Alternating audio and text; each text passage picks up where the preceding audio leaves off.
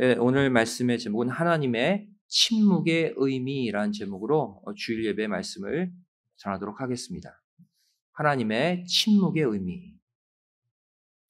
여러분, 침묵이라는 단어 아시죠? 침묵은 어떠한 의미의 단어입니까?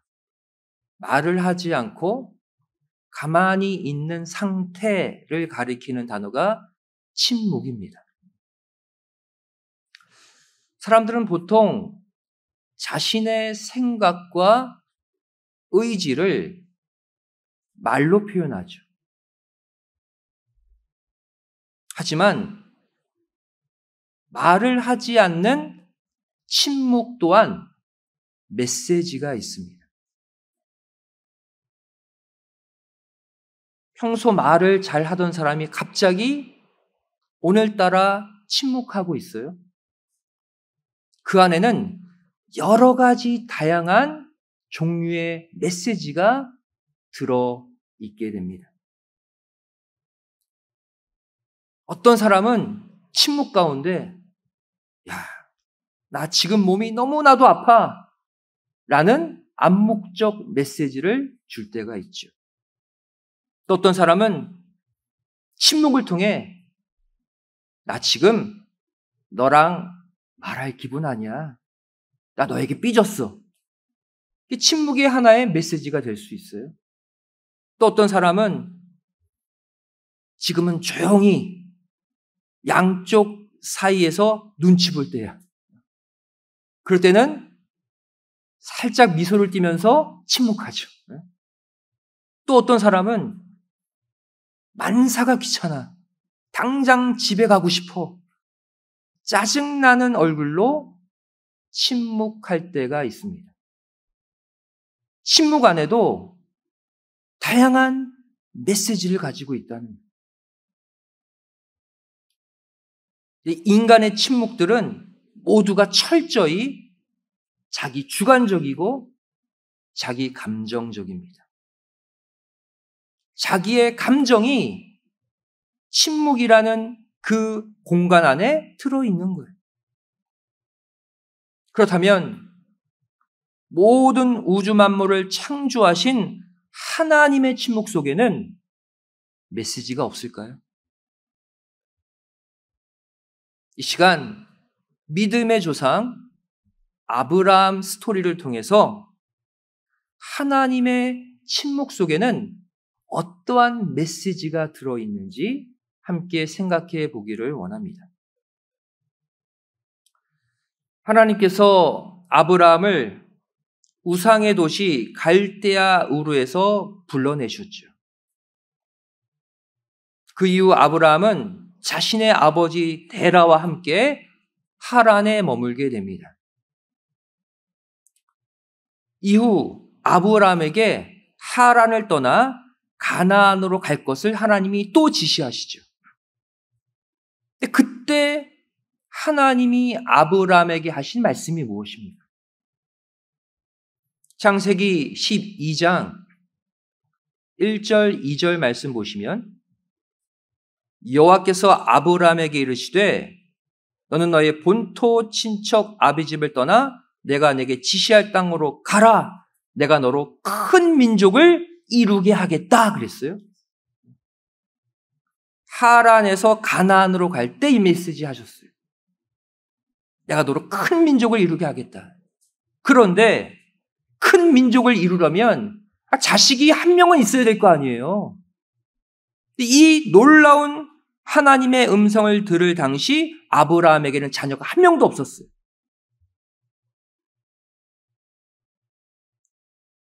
자녀가 한 명도 없는 아브라함에게 이 놀라운 큰 자손의 메시지를 주셨을 때 그때 아브라함의 나이를 성경은 75세였다고 말씀하고 있어요.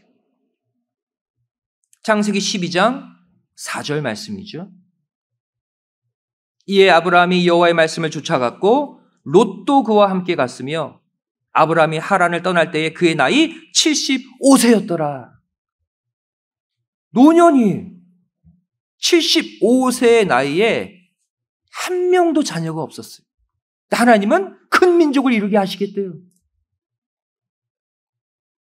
이후 아브라함이 가나안에 들어와서 헤브론으로 장막을 옮길 때도, 또 아브라함 나이 84세가 되어서 하나님과 횃불 언약을 맺을 때도 하나님은 계속해서 아브라함에게 자손을 주시겠다고 말씀하셔요. 근데 자녀는 한 명도 없어요. 결국 하나님은 아브라함 나이 85세가 되도록 말씀하신 자녀를 주시지 않았습니다. 75세에 큰 민족 이루게 하시겠다 그랬죠?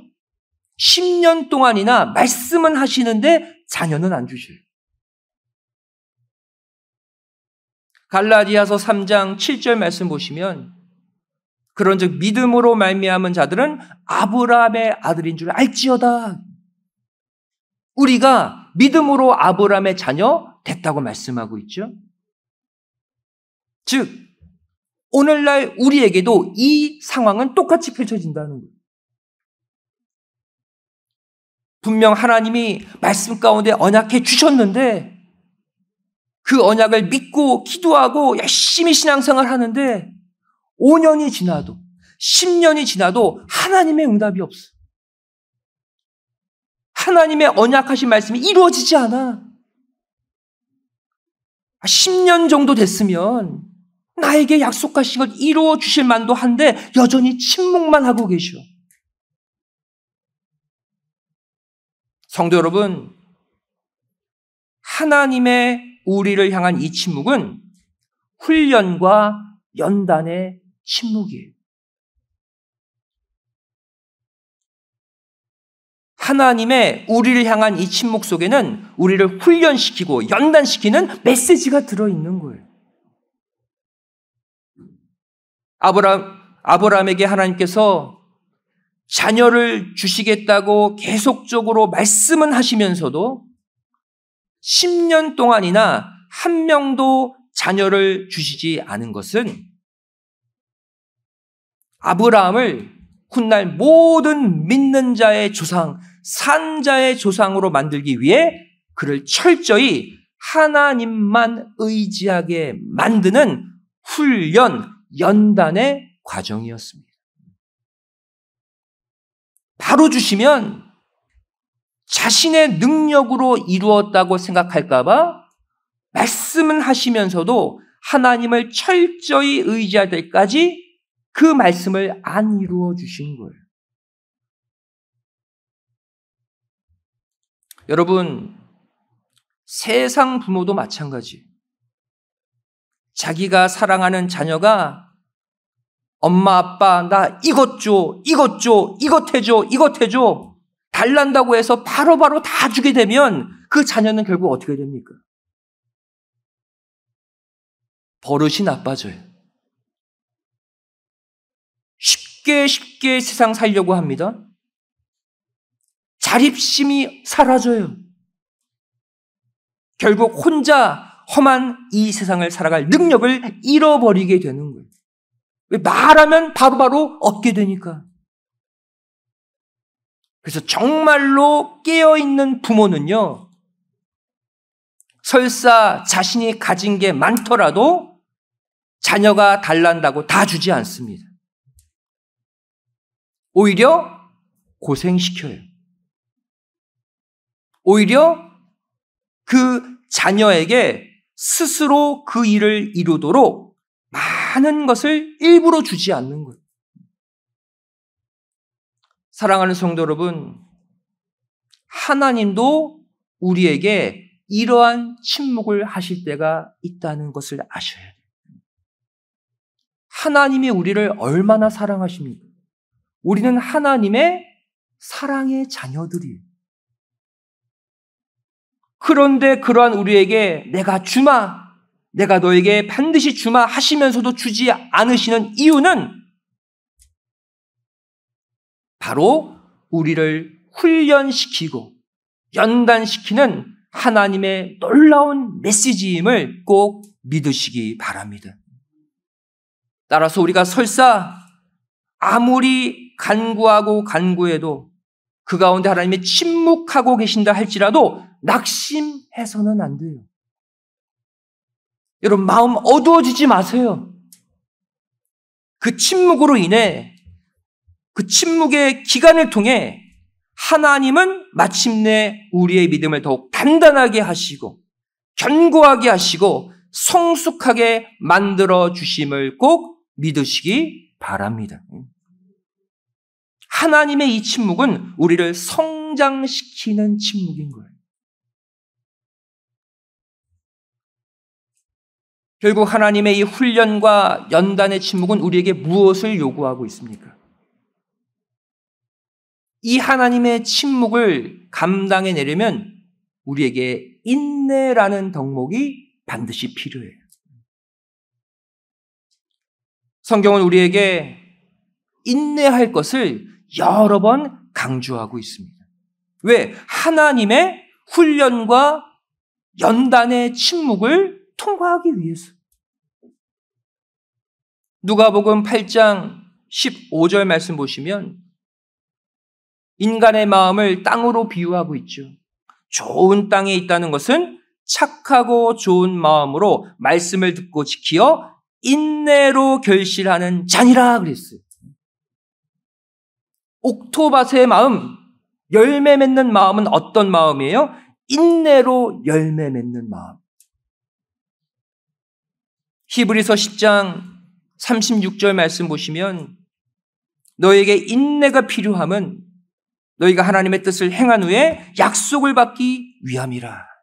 우리에게 인내가 필요하대요. 그 이유가 무엇입니까? 하나님의 뜻을 행했다고 바로 삶의 문제가 해결되는 게 아니라는 거예요. 뜻을 위해 충성했지만 그 다음 인내할 때 마침내 그 충성의 대가를 우리 삶에 주신다는 거예요. 그 기간이 바로 뭐예요? 하나님의 훈련, 연단의 침묵 기간이에요. 또 히브리서 12장 1절도 말씀하고 있죠. 이러므로 우리에게 구름같이 둘러싼 허다한 증인들이 있으니 모든 무거운 것과 얽매기 쉬운 죄를 벗어버리고 인내로서 우리 앞에 당한 경주를 경주하며 우리의 신앙생활이 달리기 경주래요. 이 마지막 신앙 경주도 인내해야 마지막 골이 날 수 있다. 또 야고보서 1장 3절 4절도 말씀하고 있죠. 이는 너희 믿음의 시련이 인내를 만들어내는 줄 너희가 알미라 그랬어요. 믿음의 시련, 이것이 무엇입니까? 하나님의 훈련과 연단의 침묵이에요. 주신다고 약속했는데 안 주시는 거예요. 힘들어요. 하지만 그 믿음의 시련, 훈련과 연단의 침묵을 인내로 견뎌내라는 거예요. 그리고 4절에 이렇게 말씀하시죠. 인내를 온전히 이루라. 인내는 한 번 시작하면 끝까지 온전히 완성해야 할 것을 말씀하고 있어요. 또 요한계시록 14장 12절 말씀 보시면 성도들의 인내가 여기 있나니 저희는 하나님의 계명과 예수 믿음을 지키는 자니라. 마지막 구원의 완성을 기록한 계시록도 성도들의 인내를 요구하고 있습니다. 이 인내가 있어야 하나님의 훈련의 침묵을 통과하게 되는 거예요. 다시 아브라함 이야기로 돌아옵시다. 자녀에 대한 약속을 받은 지 10년째인 그의 나이 85세가 되었을 때 아브라함은 어떠한 행동을 하게 됩니까? 하나님의 훈련과 연단의 침묵을 받은 지 10년째 아브라함은 하나님의 언약의 말씀 대신 아내 사라의 말을 듣고 자녀를 얻기 위해 애굽 여종 하갈과 동침하게 돼요. 그리고는 1년 후인 아브라함 86세 때 이스마엘을 낳게 됩니다. 오늘 본문 창세기 16장 16절이 그 말씀이에요. 하갈이 아브라함에게 이스마엘을 낳을 때에 아브라함이 86세였더라.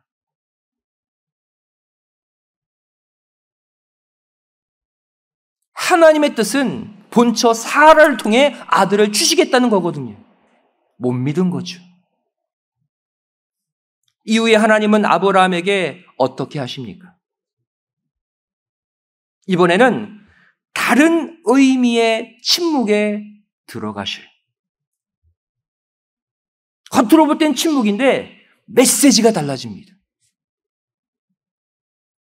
이때로부터 아브라함을 향해 무려 13년 동안이나 이번에는 한 번도 나타나지도 않으시고 말씀도 하지 않으시는 버려둠의 침묵에 들어가실.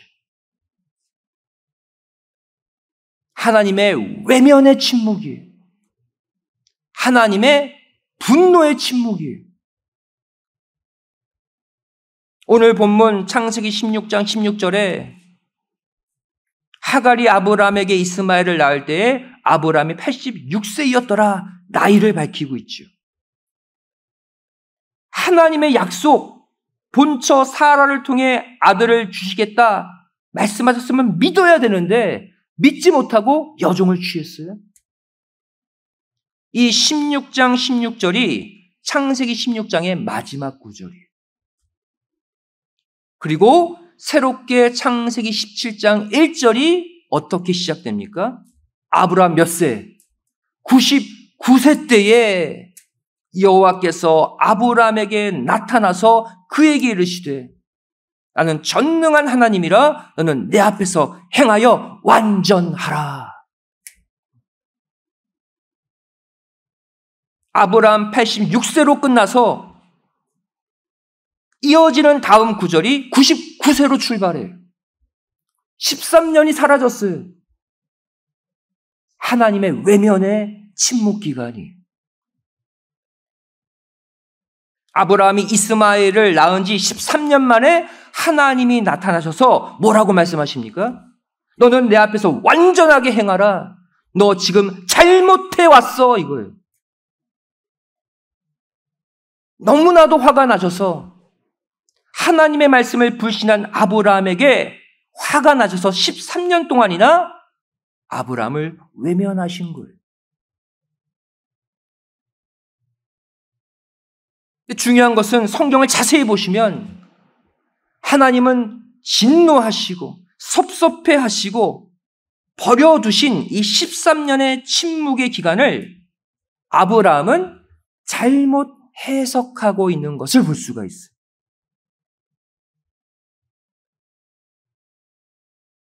창세기 17장 16절 13년 만에 하나님이 아브라함에게 나타나셔서 뭐라고 말씀하십니까? 내 아내 사라를 통해 아들을 주겠다. 왜 못 믿었니? 네가 나이 많고 사라가 나이 많아도 나는 너의 본처 사라를 통해 아들 줄 거야. 13년 만에 나타나셔서 다시 말씀하셔요. 그런데 이때 아브라함의 반응이 무엇입니까? 비웃었어요. 창세기 17장 17절, 18절 말씀 보시면 아브라함이 엎드려 웃으며 이스마엘이나 하나님 앞에 살기를 원합니다. 그랬어요.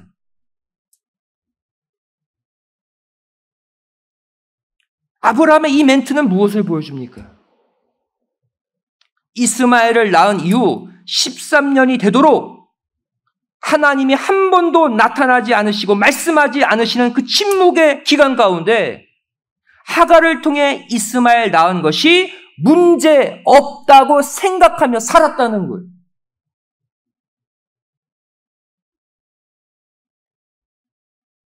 이스마엘 13년 동안 잘 자란 이스마엘이나 살면 되지 않습니까? 성도 여러분, 훈련과 연단의 침묵보다 더 무서운 침묵이 바로 이 진노의 침묵, 버려둠의 침묵임을 절대 잊지 마시기 바랍니다. 하나님이 나에게 침묵하시는 그 기간도 메시지가 있는 거예요. 하나님 왜 나에게 응답하지 않으세요? 그것이 아니라 이미 침묵 가운데 하시는 응답들이 있다는 거예요. 그것을 발견하셔야 돼요. 여러분, 왜 진노의 침묵, 이 버려둠의 침묵이 왜 더 심각하고 무서운 침묵일까요?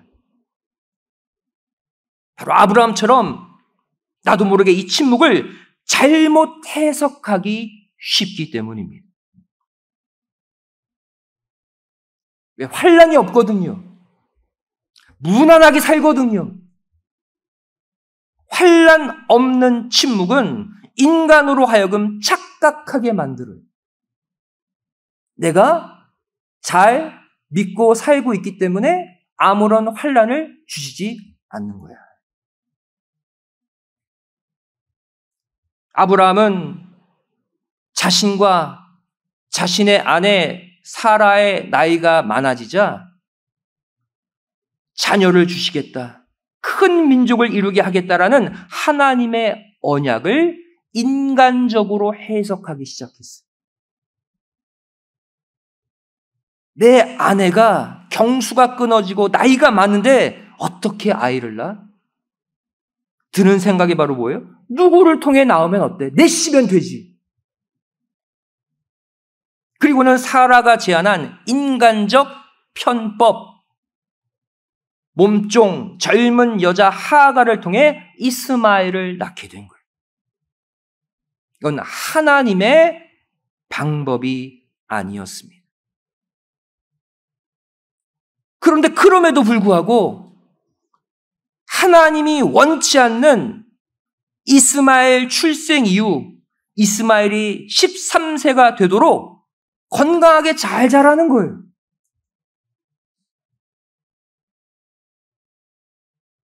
이스마엘이 하나님의 뜻이 아니라면 이스마엘이 질병이나 사고로 죽든지 불구가 되든지 병을 앓든지 해야 고민할 거 아니에요.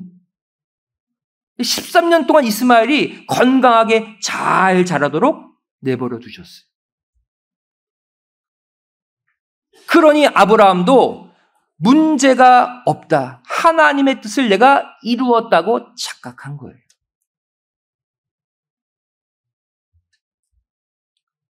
아브라함 당시 하나님이 오늘날 우리에게 역사하시는 하나님이십니다. 나의 잘못된 생각, 잘못된 판단, 잘못된 행동으로 내가 무언가를 이루고자 할 때 하나님의 제재가 없어요? 무난하게 일이 진행돼요? 뭔가 막히거나 일이 꼬이거나 사건이 일어나야지 내가 고민하고 걱정할 텐데 일이 나름대로 잘 풀려. 마치 13년 동안 이스마엘이 잘 자라듯이 그냥 살게 되는 거예요. 하지만 그것이 하나님이 원하시지 않는 잘못된 길일 수도 있다는 것.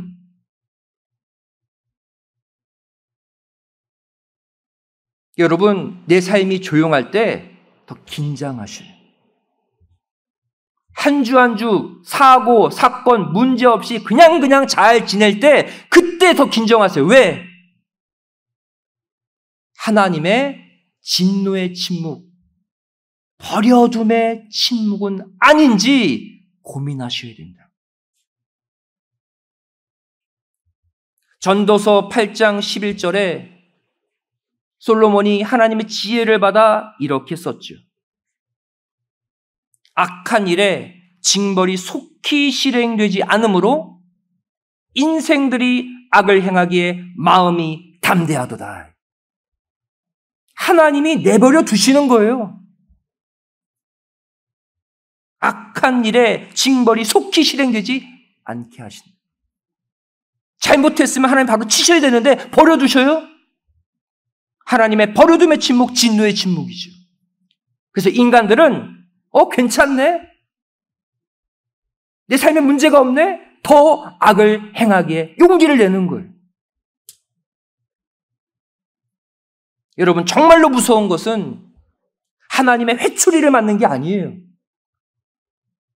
하나님의 회초리를 맞으면 차라리 아프지만 감사해야죠.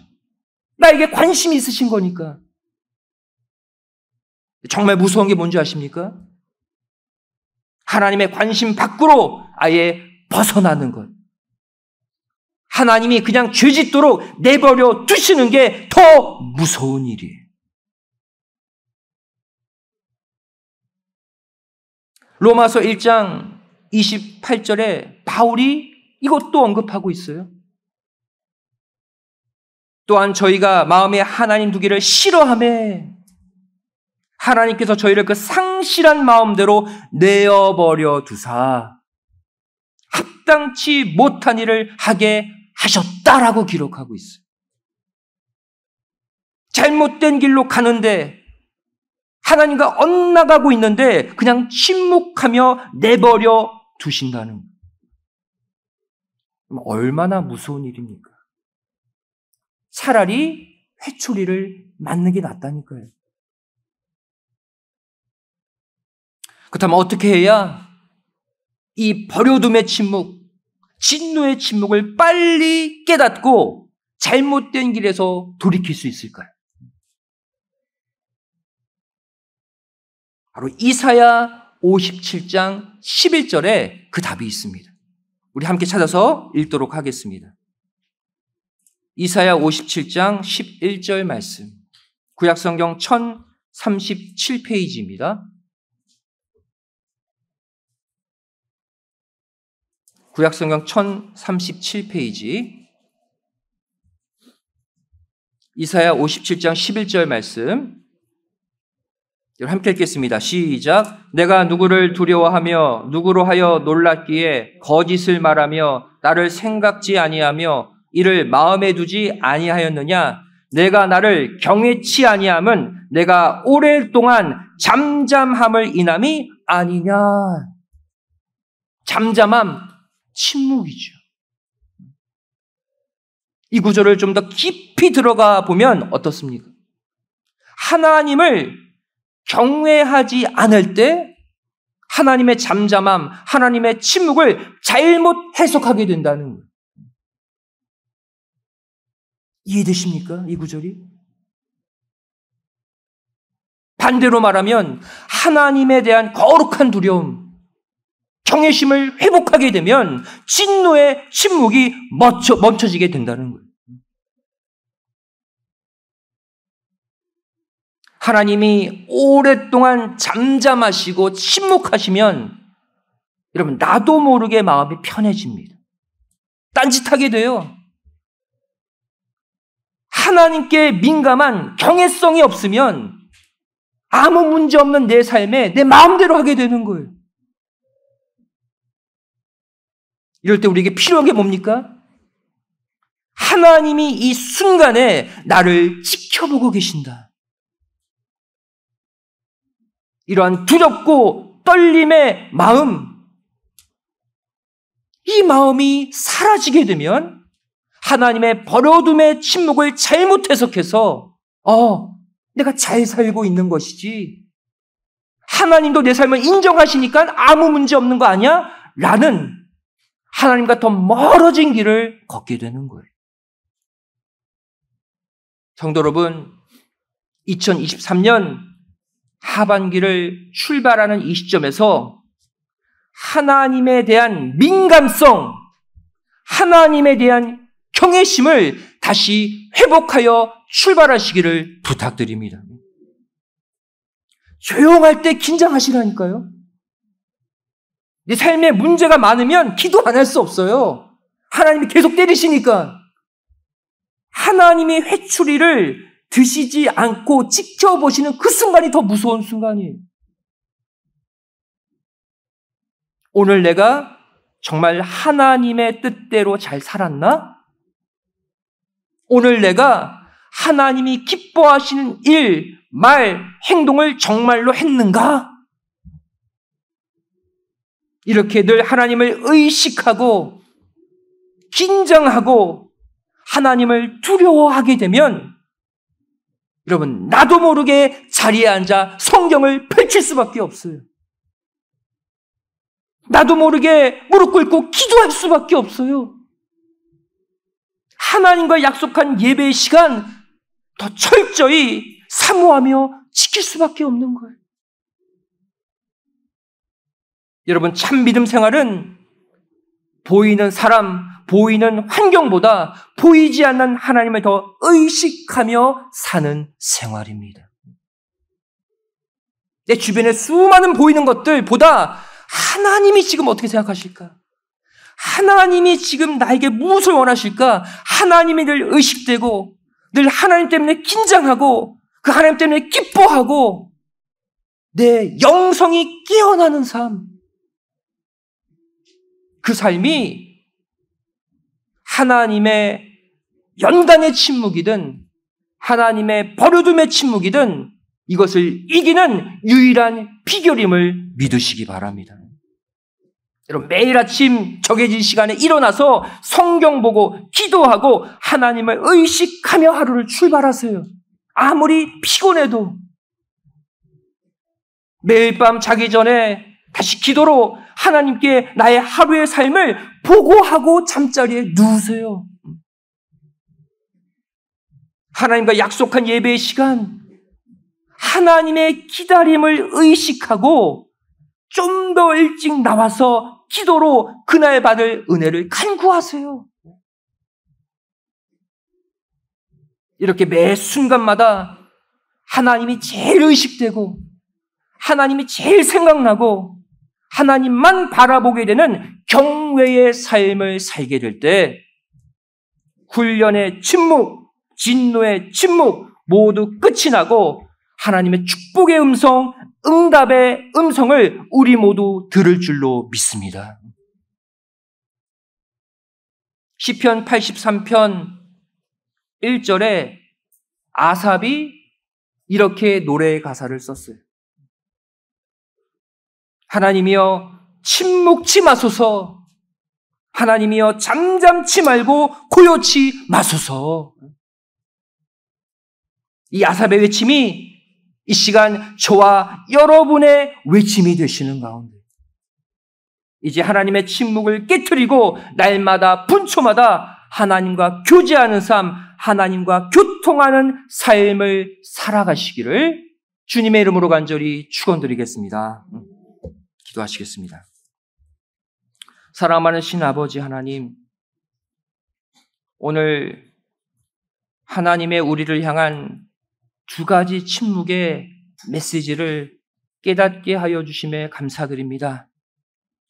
그것이 훈련, 연단의 침묵이든 또 하나님의 마음이 섭섭해서 우리에게 분노하시는 침묵이든 죄를 하나님을 두려워하고 하나님을 뜨겁게 사랑하는 마음으로 이 침묵의 관계가 깨어지고 날마다 분초마다 하나님과 교통하는 삶을 살게 하여 주시옵소서.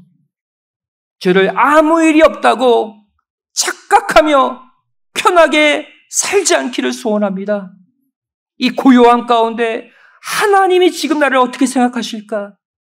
하나님이 내 가정, 내 이 삶을 어떻게 평가하고 계실까? 하나님을 경외하는 마음으로 늘 하나님께 기도로 묻고 말씀으로 답을 얻는 축복된 삶을 살게 하여 주시옵소서. 간절히 소망하오며 사랑 많으신 예수님의 이름으로 기도드리옵나이다. 아멘. 하나님께 하겠습니다.